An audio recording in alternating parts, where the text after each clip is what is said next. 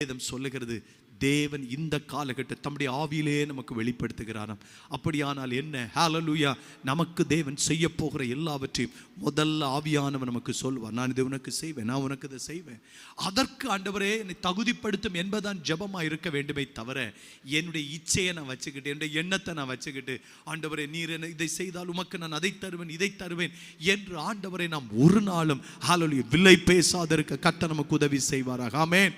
ஆண்டவரே நான் விரும்புறதில்லை, நீங்க விரும்புறது எனக்கு வரட்டும் என்று யார் ஒரு ஜெபிக்க ஆரம்பிக்கிறார்களோ அவருடைய ஆரம்பம் ரொம்ப சாதாரணமாக தான் இருக்கும், ரொம்ப சுமாராக தான் ஆரம்பிக்கும். ஆனால் முடிவோ சம்பூர்ணமாக இருக்கும். ஆனால் மற்றவருடைய ஆரம்பம் பிரமாதமாக இருக்கும், முடிவோ பயங்கர மோசமாய் போய் முடிந்துவிடும். பிள்ளைகளை, சத்தம் என்றால் என்ன?